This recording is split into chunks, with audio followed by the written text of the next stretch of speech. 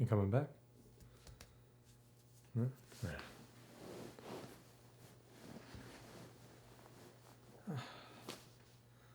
Hi, everybody. Welcome back to Hot Dad Reads. Nice to see you all. So, yeah.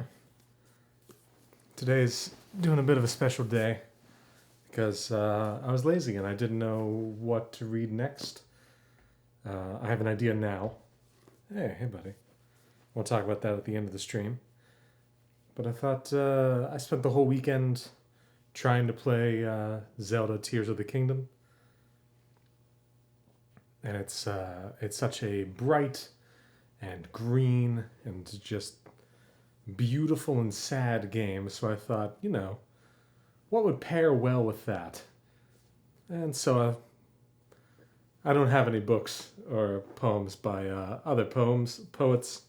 So we got Edgar Allan Poe. So, we'll traipse through all the macabre and all the horrifying and whatnot while everyone runs around Hyrule and, tries to find Zelda. Oh, yeah. So then we'll start with the Telltale Heart and we'll see where that takes us with time. It'd be like the Telltale Heart container. I don't know. It's a bad joke.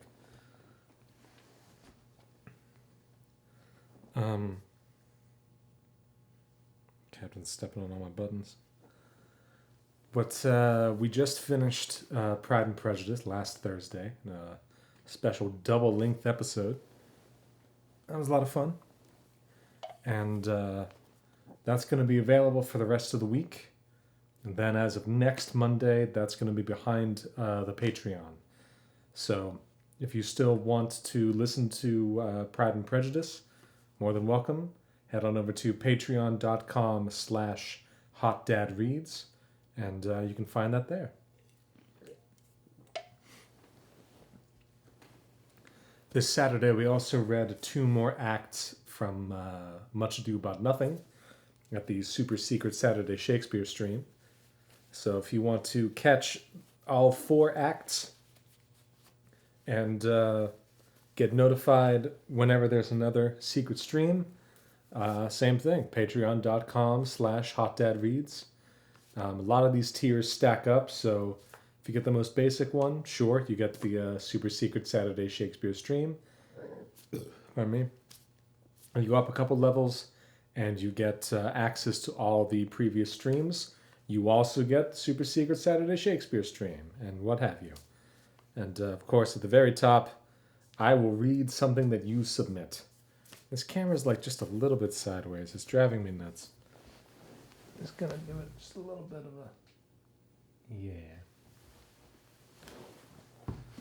Pardon me. We'll just ignore all that carpet over there for today. Usually have that out of frame, I hope. Yeah. Allergies are doing fun things with my voice today. So I'm not particularly pleased with it, but, no big deal. It's a good kitty.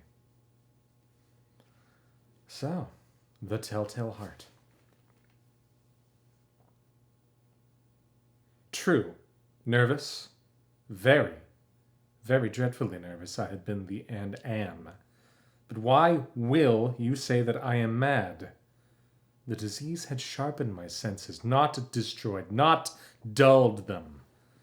Above all was the sense of hearing, acute.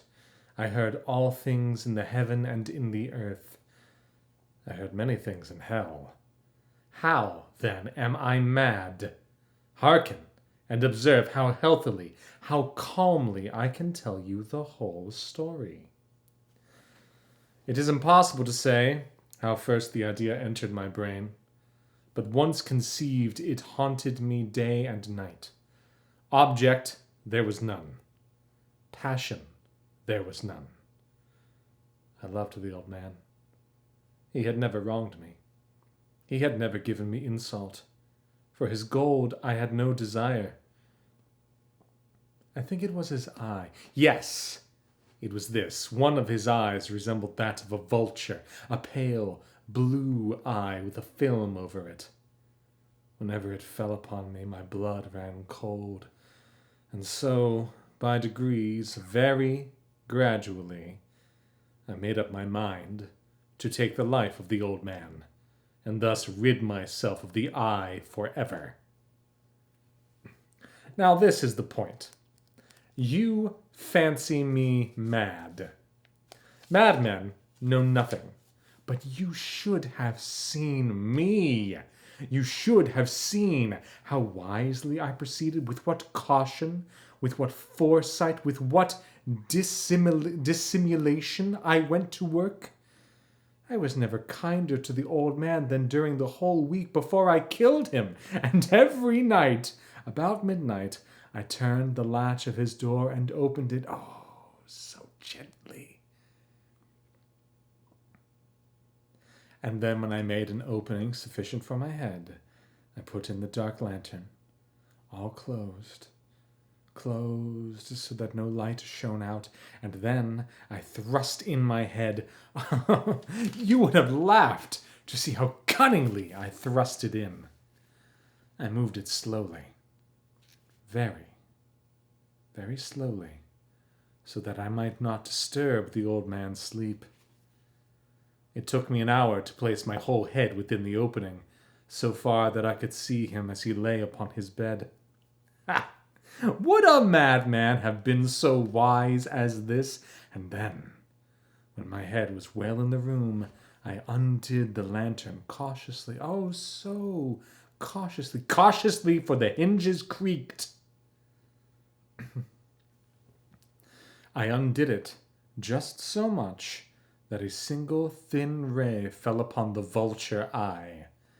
And this I did for 7 long nights, every night just at midnight. But I found the eye always closed, and so it was impossible to do the work. For it was not the old man who vexed me, but his evil eye. And every morning, when the day broke, I went boldly into the chamber and spoke courageously to him, calling him by name in a hearty tone, and inquiring how he had passed the night. So, you see, he would have been a very profound old man indeed to suspect that every night just at 12 I looked in upon him while he slept. Upon the 8th night, I was more than usually cautious in opening the door. A watch's minute hand moves more quickly than did mine. Never before that night had I felt the extent of my own powers, of my sagacity. I could scarcely contain my feelings of triumph to think that there I was, opening the door little by little, and he not even to dream of my secret deeds or thoughts. I fairly chuckled at the idea. And perhaps he heard me, for he moved on the bed suddenly, as if startled. Now you may think that I drew back, but no. His room was as black as pitch with the thick darkness, for the shutters were closed, fastened through fear of robbers, and so I knew that he could not see the opening of the door, and I kept pushing it on, steadily.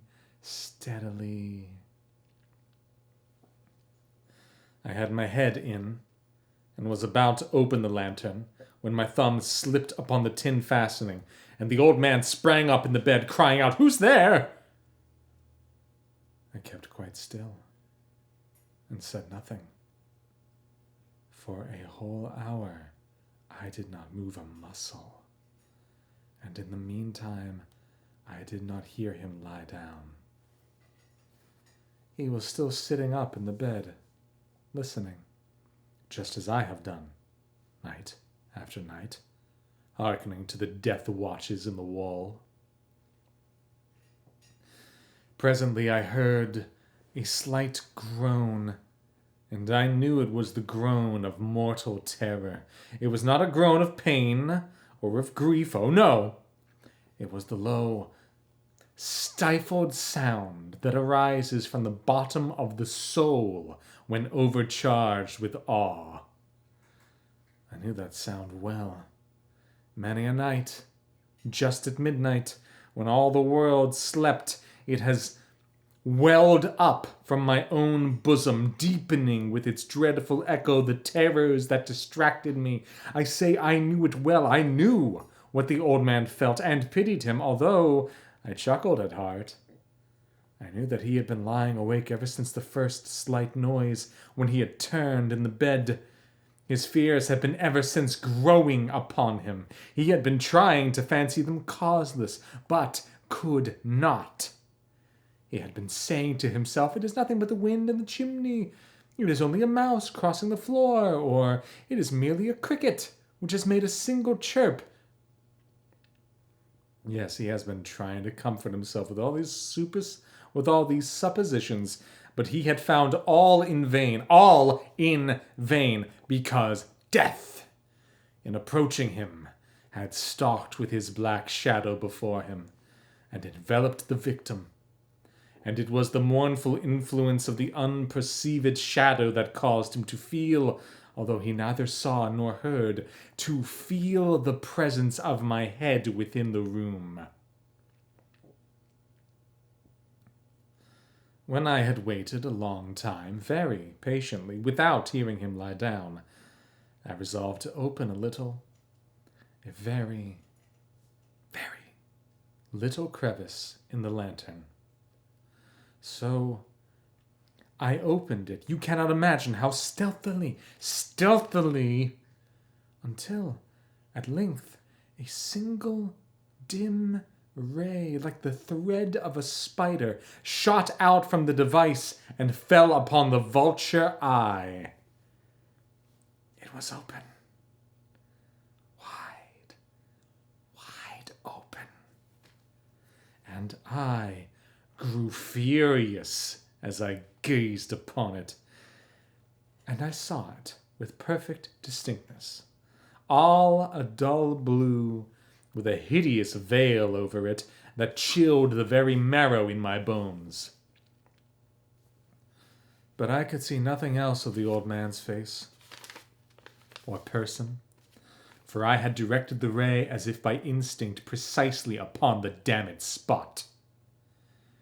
And now, have I not told you that what you mistake for madness is but over-acuteness of the senses? Now I say, there came to my ears a low, dull, quick sound, such as a watch makes when enveloped in cotton. I knew that sound well, too. It was the beating of the old man's heart. It increased my fury, as the beating of a drum stimulates the soldier into courage. But even yet I refrained and kept still. I scarcely breathed. I held the lantern motionless. I tried how steadily I could maintain the ray upon the eye. Meantime, the hellish tattoo of the heart increased. It grew quicker and quicker and louder every instant. The old man's terror must have been extreme. It grew louder, I say louder, every moment. Do you mark me well? I have told you that I am nervous. So I am. And now, at the dead hour of the night, amid the dreadful silence of that old house, so strange a noise as this excited me to uncontrollable terror. Yet for some minutes longer I refrained and stood still. Yet the beating grew louder. I thought the heart must burst. And now a new anxiety seized me. The sound would be heard by a neighbor. The old man's hour had come. With a loud yell, I threw open the lantern and leaped into the room. He shrieked once only. In an instant, I dragged him to the floor and pulled the heavy bed over him. I then smiled gaily to find the deed so far done. But for many minutes, the heart beat on with a muffled sound. This, however, did not vex me. It could not be heard through the wall. At length, it ceased. The old man was dead. I removed the bed and examined the corpse. Yes, he was stone. Stone dead. I placed my hand upon the heart and held it there many minutes. There was no pulsation. He was stone dead. His eye would trouble me no more. If still you think me mad, you will think so no longer when I describe the wise precautions I took for the concealment of the body. The night waned, and I worked hastily, but in silence. First of all, I dismembered the corpse. I cut off the head, and the arms, and the legs. I then took up 3 planks from the flooring of the chamber, and deposited all between the scantlings. I then replaced the boards so cleverly, so cunningly, that no human eye, not even his, could have detected anything wrong. There was nothing to wash out, no stain of any kind, no blood spot whatever. I had been too wary for that. A tub had caught all. When I had made an end of these labors, it was 4 o'clock, still dark as midnight. As the bell sounded the hour, there came a knocking at the street door. I went down to open it with a light heart, for what had I now to fear? There entered 3 men who introduced themselves with perfect suavity as officers of the police. A shriek had been heard by a neighbor during the night. Suspicion of foul play had been aroused. Information had been lodged at the police office, and they, the officers, had been deputed to search the premises. I smiled. For what had I to fear? I bade the gentleman welcome. The shriek, I said, was my own in a dream. The old man I mentioned was absent in the country. I took my visitors all over the house. I bade them search well. I led them at length to his chamber. I showed them his treasures, secure, undisturbed. In the enthusiasm of my confidence, I brought chairs into the room and desired them here to rest from their fatigues, while I myself, in the wild audacity of my perfect triumph, placed my own seat upon the very spot beneath which reposed the corpse of the victim. The officers were satisfied. My manner had convinced them. I was singularly at ease. They sat, and while I answered cheerily, they chatted familiar things. But, ere long, I felt myself getting pale and wished them gone. My head ached, and I fancied a ringing in my ears, but still they sat and still chatted. The ringing became more distinct. It continued and became more distinct. I talked more freely to get rid of the feeling, but it continued and gained definitiveness until, at length, I found that the noise was not within my ears. No doubt I now grew very pale, but I talked more fluently and with a heightened voice. Yet the sound increased, and what could I do? It was a low, dull, quick sound, much such a sound as a watch makes when enveloped in cotton. I gasped for breath, and yet the officers heard it not. I talked more quickly, more vehemently, but the noise steadily increased. I arose and argued about trifles in a high key and with violent gesticulations, but the noise steadily increased. Why would they not be gone? I paced the floor to and fro with heavy strides, as if excited to fury by the observation of the men, but the noise steadily increased. Oh, God. What could I do? I foamed, I raved, I swore. I swung the chair upon which I had been sitting and grated it upon the boards, but the noise arose over all and continually increased. It grew louder, louder,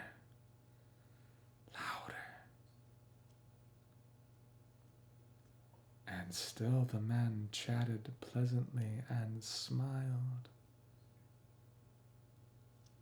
Was it possible they heard not? Almighty God, no. No, they heard. They suspected. They knew. They were making a mockery of my horror. This I thought, and this I think, but anything was better than this agony. Anything was more tolerable than this derision. I could bear these hypocritical smiles no longer. I felt that I must scream or die. And now, again, hark, louder, louder, louder, louder. Villains, I shrieked, dissemble no more, I admit the deed. Tear up the planks. Here, here, it is the beating of his hideous heart.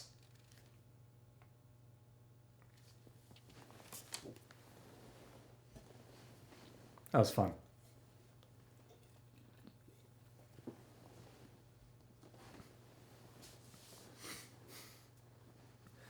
Much like the Shakespeare stream, I don't want to actually yell and wake up my baby. So there tends to be moments of, high, elevated feelings that just kind of get constrained, But this, we're just reading. We're not doing voices. We're not doing silly stuff. We're just having fun. And me. But that one's a lot of fun. Just making bold choices, I suppose, with the flavor of the text. Oftentimes, when you're playing someone who's crazy, someone who's mad, someone who's behaving insanely, it's a lot of fun just to rapidly switch from one emotion to the other. Or especially to not have the emotions match. So especially when he's like, I laughed, ha ha ha, or be like, oh, I laughed. They're just fun things to do. So there's no real plan in doing it. It's just fun to do. The Cask of Amontillado. Once I burp.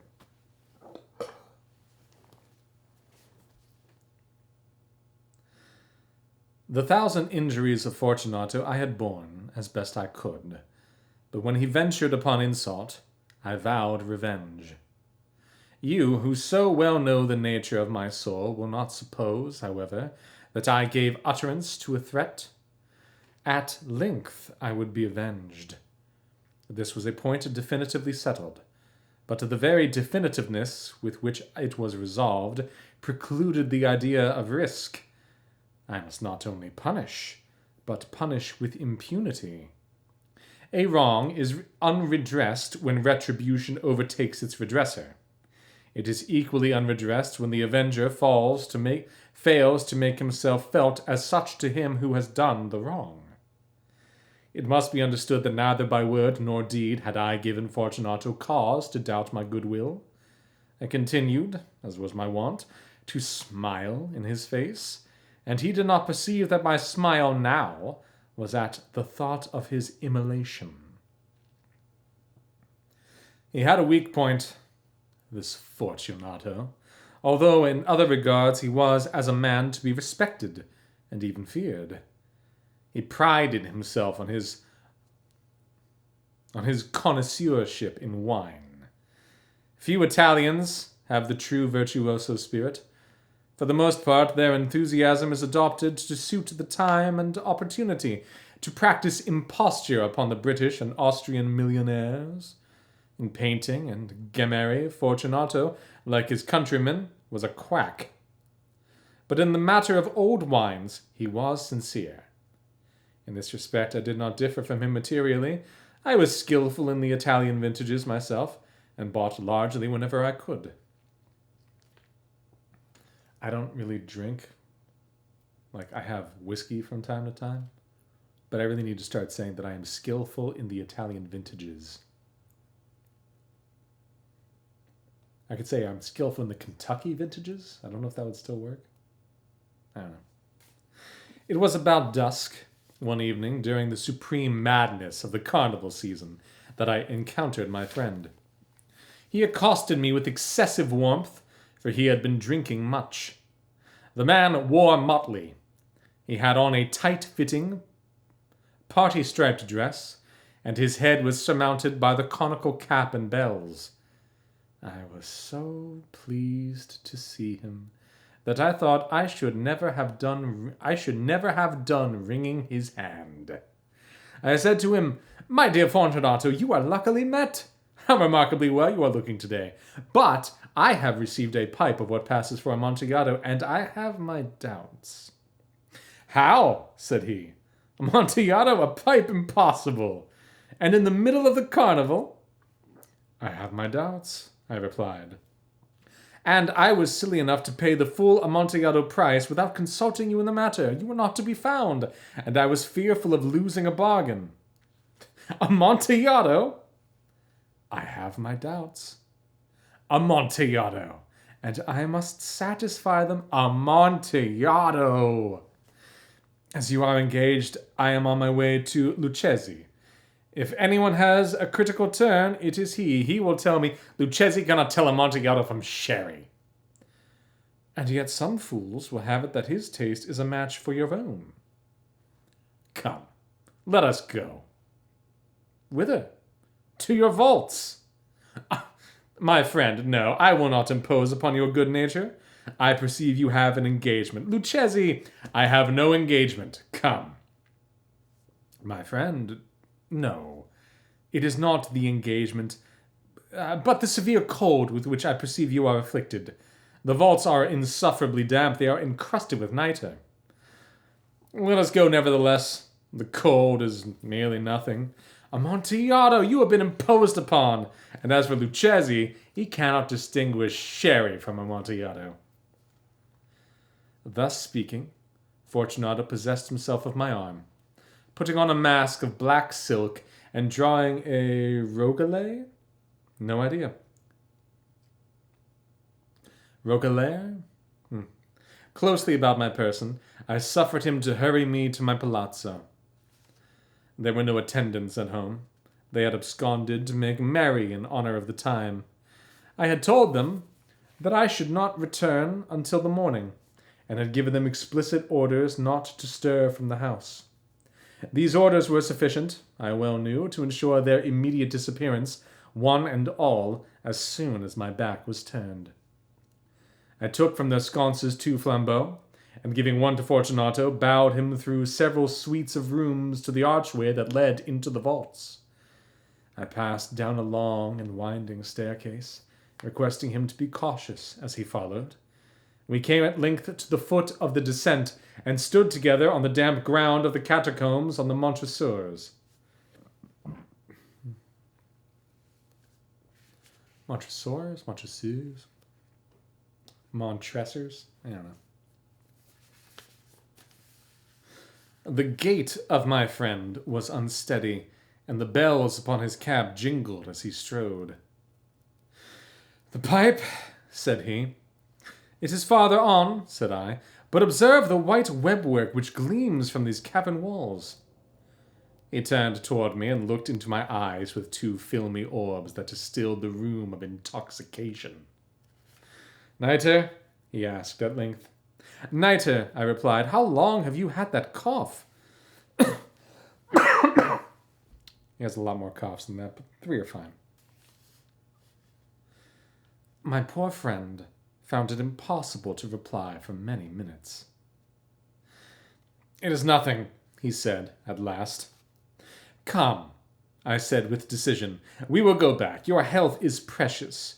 You are rich, respected, admired, beloved. You are happy, as once I was. You are a man to be missed. For me it is no matter. We will go back. You will be ill, and I cannot be responsible. Besides, there is Lucchesi." "Enough," he said.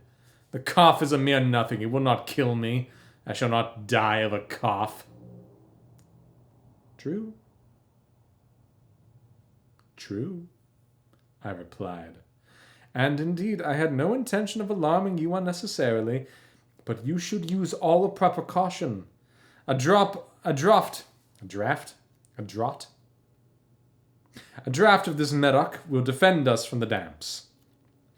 Here I knocked off the neck of a bottle which I drew from a long row of its fellows that lay upon the mould. Drink, I said, presenting him the wine. He raised it to his lips with a leer. He paused and nodded to me familiarly while his bells jingled. I drink, he said, to the buried that repose around us. And I to your long life. He again took my arm, and we proceeded. These vaults, he said, are extensive. The Montresors, I replied, were a great and numerous family. I forget your arms. A huge human foot door, in a field azure. The foot crushes a serpent rampant whose fangs are embedded in the heel. And the motto? Nemo me impune lacessit. Lacessit, I think.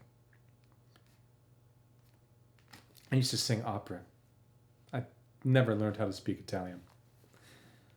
Good, he sparked. The wine sparkled in his eyes, and the bells jingled. My own fancy grew warm with the medoc. We had passed through walls of piled bones, with casks and puncheons intermingling into the innermost recesses of the catacombs. I paused again, and this time I made bold to seize Fortunato by an arm above the elbow. The nitre, I said, see, it increases. It hangs like moss upon the vaults. We are below the river's bed. The drops of moisture trickle among the bones. Come, we will go back ere it is too late. Your cough. It is nothing, he said. Let us go on. But first, by the draught of the medic. I broke and reached him a flagon of de Grave. He emptied it at a breath. His eyes flashed with a fierce light. He laughed and threw the bottle upward with a gesticulation I did not understand. I looked at him in surprise. He repeated the movement. A grotesque one. You do not comprehend? He said. Not I replied. And then you are not of the Brotherhood. How? You are not of the Masons. Yes, I said. Yes. You, impossible, a Mason? A Mason, I replied. A sign, he said. It is this, I answered, producing a trowel from beneath the folds of my roquelaire. You jest, he exclaimed, recoiling a few paces. But let us proceed to the Amontillado. Be it so, I said, replacing the tool beneath my cloak, and again offering him my arm. He leaned upon it heavily. We continued our route in search of the Amontillado. We passed through a range of low arches, descended, passed on, and descending again arrived at a deep crypt in which the foulness of the air caused our flambeaux rather to glow than flame. At the most remote end of the crypt there appeared another, less spacious. Its walls had been lined with human remains piled to the vault overhead, in the fashion of the great catacombs of Paris. 3 sides of this interior crypt were still ornamented in this manner. From the 4th, the bones had been thrown down, and lay promiscuously upon the earth, forming at one point a mound of some size. Within the wall, thus exposed by the displacing of the bones, we perceived a still interior recess in depth about 4 feet, in width 3, in height 6 or 7. It seemed to have been constructed for no especial use within itself, but formed merely the interval between 2 of the colossal supports of the roof of the catacombs, and was backed by one of their circumscribing walls of solid granite. It was in vain that Fortunato, uplifting his dull torch, endeavored to pry into the depth of the recess. Its termination the feeble light did not enable us to see. Proceed, I said. Herein is the Amontillado. As for Lucchesi, he is an ignoramus. interrupted my friend, as he stepped unsteadily forward, while I followed immediately at his heels. In an instant he had reached the extremity of the niche, and finding his progress arrested by the rock, stood stupidly bewildered. A moment more, and I had fettered him to the granite. In its surface were 2 iron staples, distant from each other, about 2 feet horizontally. From one of these depended a short chain, from the other a padlock. Throwing the links about his waist, it was but the work of a few seconds to secure it. He was too much astounded to resist. Withdrawing the key, I stepped back from the recess. "Pass your hand," I said, "over the wall. You cannot help feeling the nitre. Indeed, it is very damp. Once more, let me implore you to return. No? Then I must positively leave you. But I must first render you all the little attentions in my power." "The Amontillado!" ejaculated my friend, not yet recovered from his astonishment. "True," I replied, "the Amontillado." As I said these words, I busied myself among the pile of bones of which I had before spoken. Throwing them aside, I soon uncovered a quantity of building stone and mortar. With these materials, and with the aid of my trowel, I began vigorously to wall up the entrance of the niche. I had scarcely laid the first tier of the masonry when I discovered that the intoxication of Fortunato had in a great measure worn off. The earliest indication I had of this was a low moaning cry from the depth of the recess. It was not the cry of a drunken man. There was then a long and obstinate silence. I laid the second tier, and the third, and the fourth, and then I heard the furious vibrations of the chain. The noise lasted for several minutes, during which, that I might hearken to it with the more satisfaction, I ceased my labors and sat down upon the bones. When at last the clanking subsided, I resumed the trowel, and finished without interruption the 5th, the 6th, and the 7th tier. The wall was now nearly upon a level with my breast. I again paused, and holding the flambeau over the mason work, threw a few feeble rays upon the figure within. A succession of loud and shrill screams bursting suddenly from the throat of the chained form seemed to thrust me violently back. For a brief moment I hesitated. I trembled. Unsheathing my rapier, I began to grope with it about the recess. But the thought of an instant reassured me. I placed my hand upon the solid fabric of the catacombs and felt satisfied. I reapproached the wall. I replied to the yells of him who clamored. I re-echoed. I aided. I surpassed them in volume and in strength. I did this, and the clamorer grew still.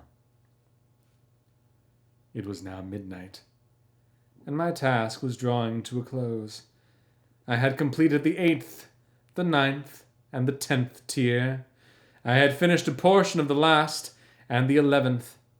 There remained but a single stone to be fitted and plastered in. I struggled with its weight.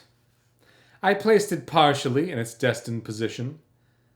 But now there came out from the niche a low laugh that erected the hairs upon my head. It was succeeded by a sad voice, which I had difficulty in recognizing as that of the noble Fortunato. The voice said, "A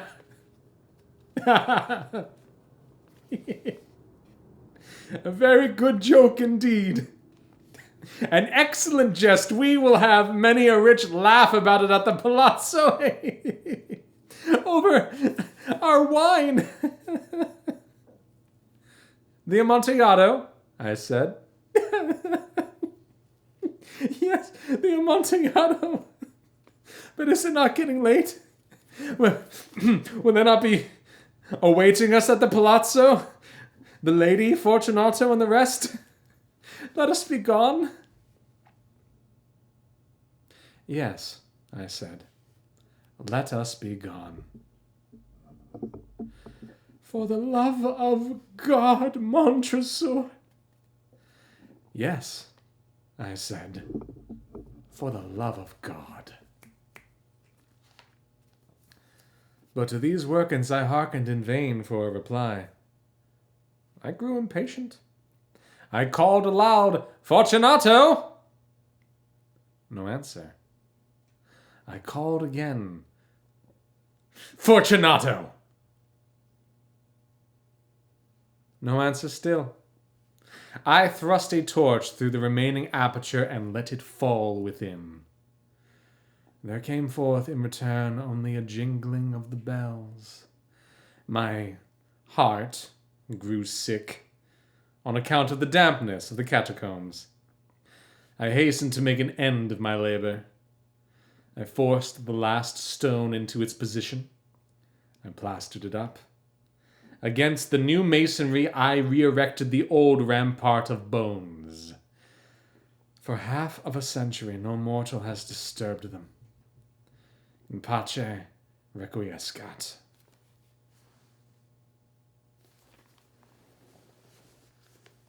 Gosh, that's fun.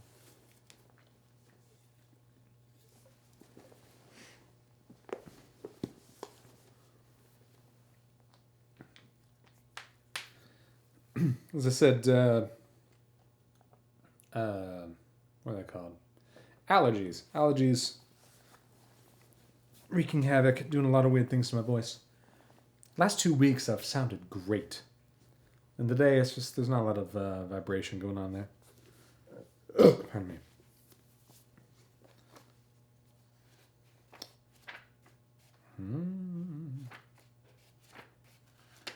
So many good ones.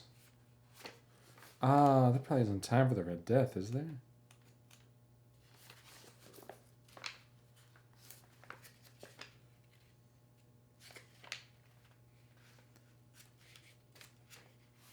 Because I actually want to do some of the poems, too.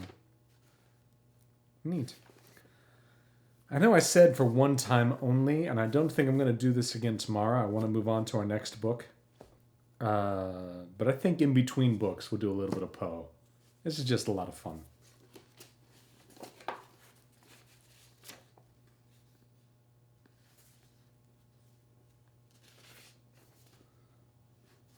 Ooh, I always like this one. It's a lot of the Paean.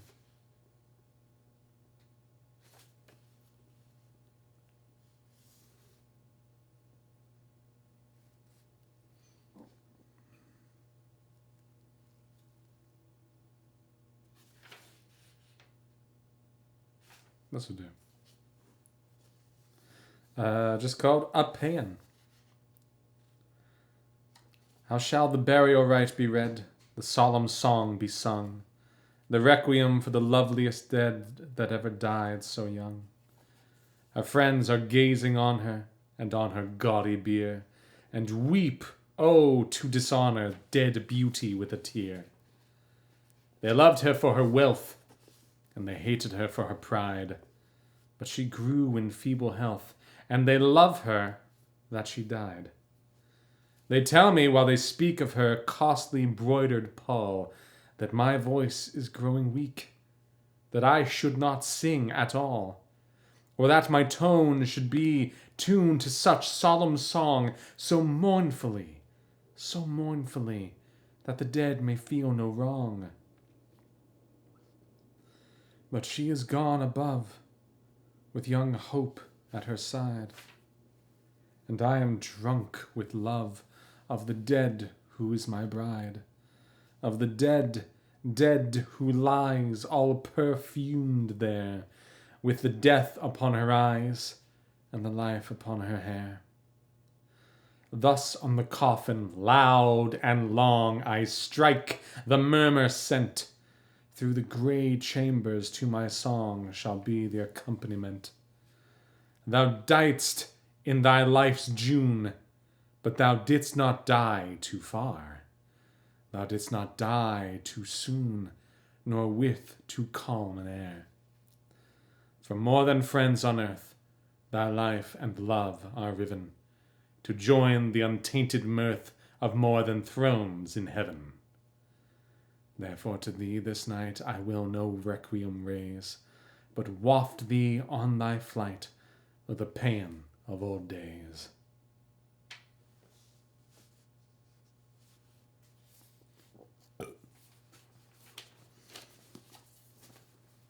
So, like, I was in, I want to say 6th grade, 7th grade when I got this book. And I never read all of it because, that's the whole point of this stream. There's a lot of things I was supposed to read that I never did. Some of these, like, in my romantic youth, I was certainly attracted to. I definitely read that one a lot.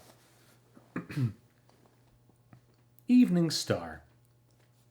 'Twas noontide of summer, and midtime of night, and stars in their orbits shone pale through the light of the brighter cold moon mid her planets, her slaves, herself in the heavens, her beam on the waves.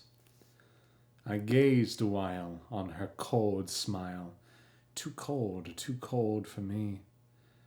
There passed as a shroud a fleecy cloud, and I turned away to thee, proud evening star, in thy glory afar, and dearer thy beam shall be. For joy to my heart is the proud part thou bearest in heaven at night, and more I admire thy distant fire than that colder, lowly light. Hee.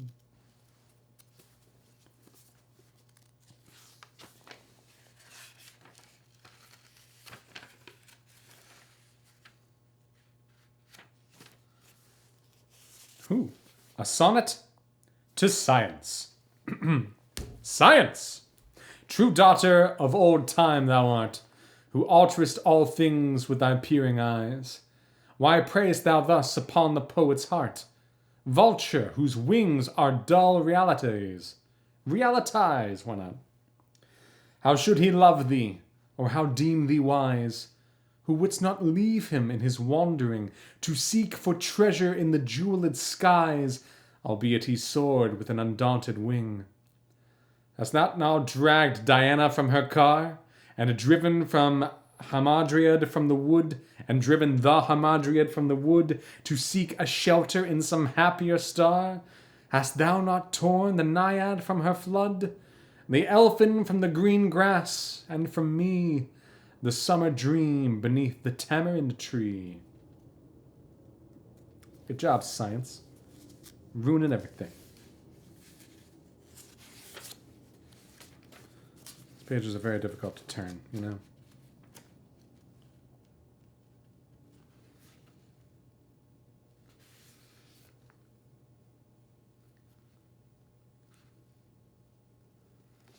Might be the one.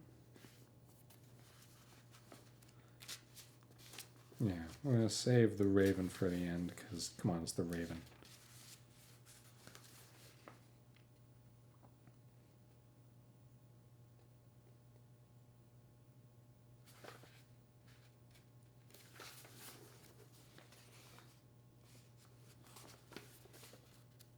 This is very dumb, I know, I'm just sitting here turning pages, but there's one in particular that I kind of remember that I'm wondering. Maybe I'm already looking at it. Ah, there's Annabel Lee. Okay, yeah, we're doing Annabel. We're doing all my favorites tonight. And I remember this one because we had like a speech class in like 7th or 8th. Maybe it was 9th grade even. Probably not. I want to say 7th or 8th grade. It wasn't even like a speech class. It was like we spent a week or two in some other class being like, we have to learn how to talk to people, learn how to speak, give a speech or whatever. So it's just like, everyone find, just something to read aloud, whatever. And I picked Annabel Lee. And they were like, write down cue cards. Make sure you have it all there on your cue cards so you can read and look down. And I had the cue cards. And in my young bravado, I just kind of threw them and recited all of Annabel Lee to the entire class. And they were like, wow, you learned that was a lot to learn. But it rhymes, so it's easy. Annabel Lee. It was many and many a year ago, in a kingdom by the sea, that a maiden there lived whom you may know by the name of Annabel Lee. And this maiden she lived with no other thought than to love and be loved by me. I was a child, and she was a child in this kingdom by the sea. But we loved with a love that was more than love, I and my Annabel Lee, with a love that the winged seraphs of heaven coveted her and me. And this was the reason that long, long ago in this kingdom by the sea, a wind blew out of a cloud, chilling my beautiful Annabel Lee, so that her high-born kinsman came and bore her away from me to shut her up in a sepulchre in this kingdom by the sea. The angels, not half so happy in heaven, went envying her and me. Yes, that was the reason, as all men know in this kingdom by the sea, that the wind came out of the cloud by night, chilling and killing my Annabel Lee. But our love was stronger by far than the love of those who were older than we, of many far wiser than we. And neither the angels in heaven above nor the demons down under the sea can ever dissever my soul from the soul of the beautiful Annabel Lee. For the moon never beams without bringing me dreams of the beautiful Annabel Lee, and the stars never rise but I feel the bright eyes of the beautiful Annabel Lee. And so all the night tide I lay down by the side of my darling, my life and my bride, in the sepulchre there by the sea, in her tomb by the sounding sea.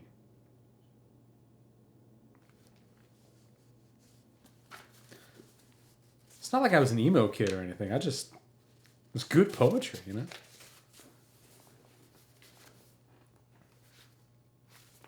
Yeah. Before we read The Raven, to finish the night, thank you guys for tuning in. It's always a lot of fun. Continue to press the follow button, if you will. We're trying to get over 50 people, and then that'll really help push the channel ahead. Pardon me. We've got more than enough followers between people on Twitter and Instagram, and especially we've got almost twice as many as we need on YouTube right now. So if you're watching this, and especially watching this on YouTube, the link is in the comments below. I don't know why I'm pointing to it, but the link is in the comments below. Just head on over to twitch.tv/hotdadreads and give us a follow. If you hit follow, I'll stop burping. Yeah, it's going well. And I've decided for the next book that we're going to read War of the Worlds by H.G. Wells. So, to that end,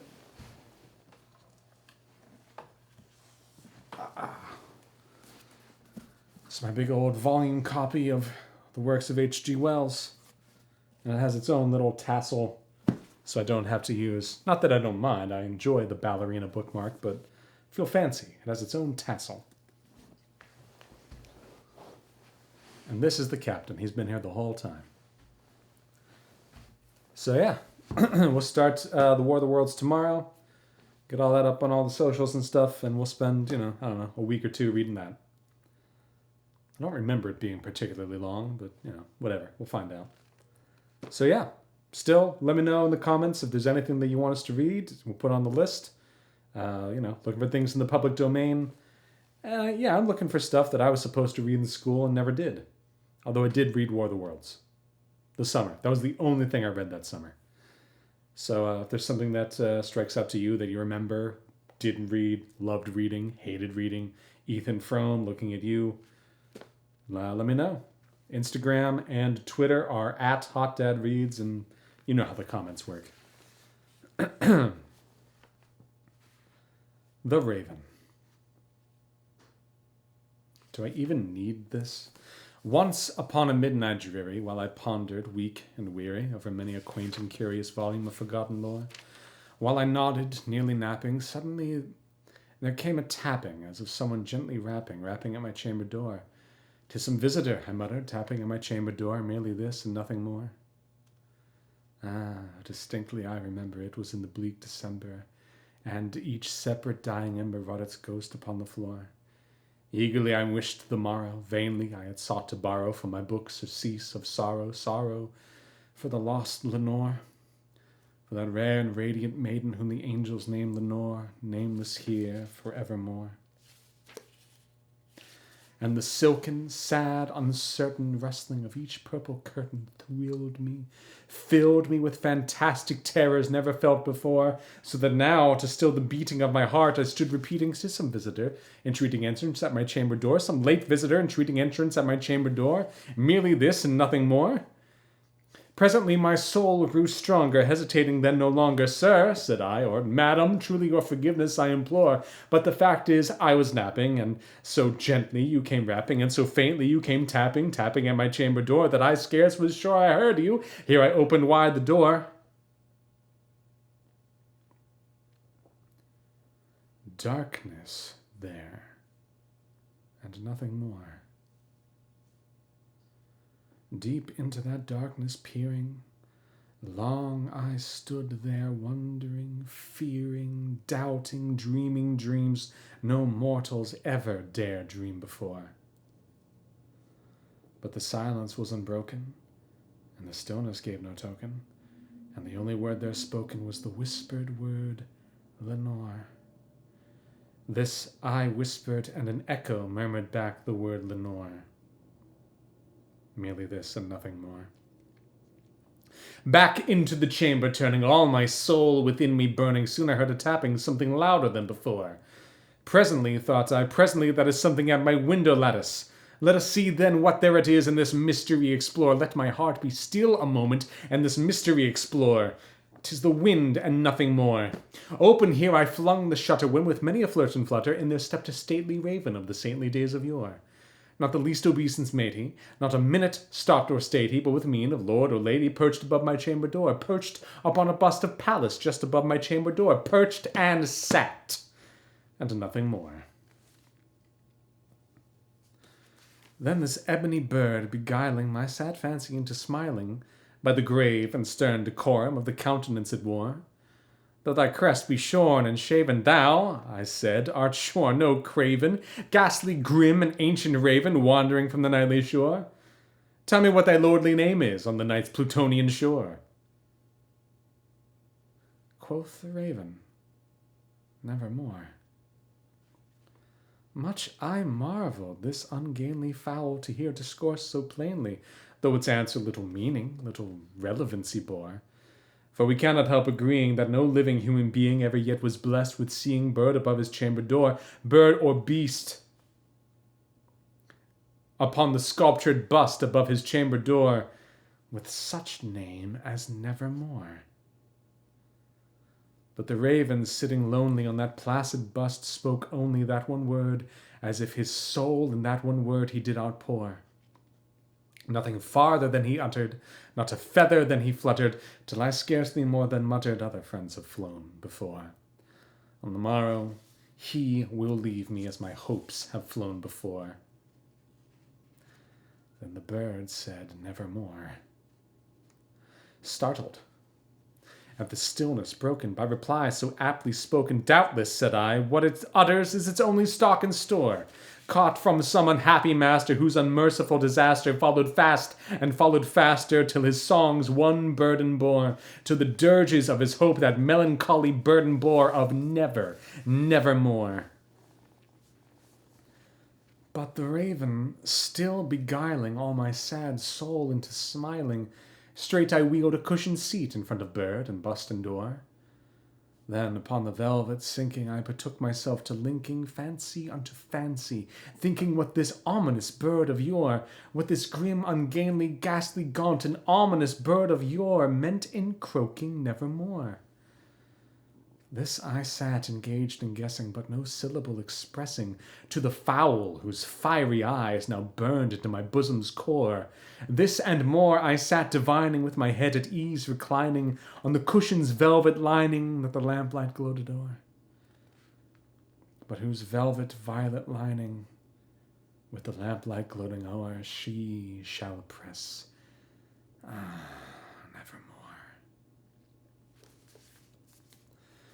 Then methought the air grew denser, perfumed by an unseen censer swung by seraphim whose footfalls tinkled on the tufted floor. Wretch, I cried, thy God hath lent thee, by these angels he hath sent thee respite, and nepenthe thee from thy memories of Lenore.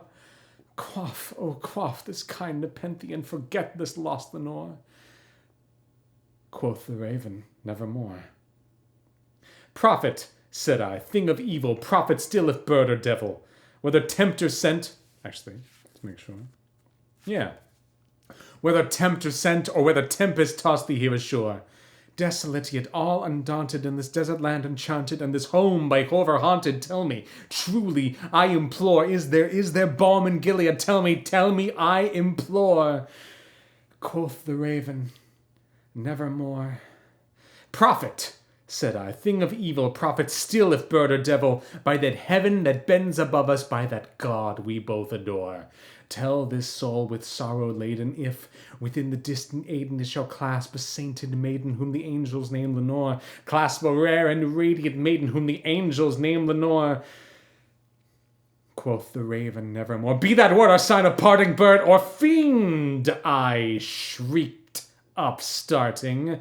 Get thee back into the tempest and the nice Plutonian shore. Leave no black plume as a token of the lie thy soul hath spoken. Leave my loneliness unbroken. Quit the bust above my door. Take thy beak from out my heart, and take thy form from off my door.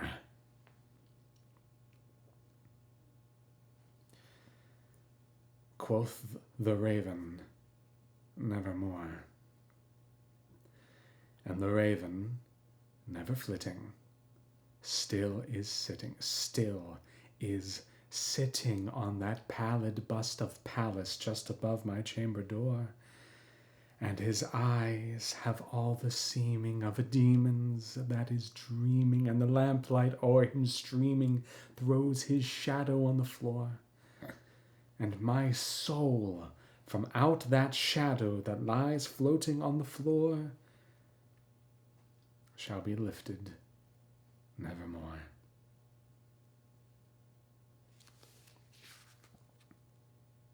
Ah, so much fun. That was my first high school audition. The director wanted us just to, a monologue of any kind. I had no idea how to audition. I had no idea what to do. And so it was, gentle, whatever. Just any monologue, anything you could find, a book, a story, whatever. So I was like, I'm going to do The Raven. And she said, okay, as long as you can do it in 60 seconds. So I started from, then methought the air grew denser. I practiced that mofo. There is a wasp in my house. Hey, buddy. We're going to go deal with that. I hesitate to drink this Coke now. But that was my first audition. And I had a lot of fun. It was super dramatic. And we were auditioning for a play called Drive-In, which was like a teen romp comedy in a drive-through, in a drive-in movie theater. It was the first time I had to kiss a girl. We didn't actually kiss, but I was supposed to, and I was just so nervous. They're like, we'll fake it. But alas, we're moving on. So thank you guys for tuning in. Come on back for H.G. Wells. Have yourselves a pleasant evening while I kill a giant bee.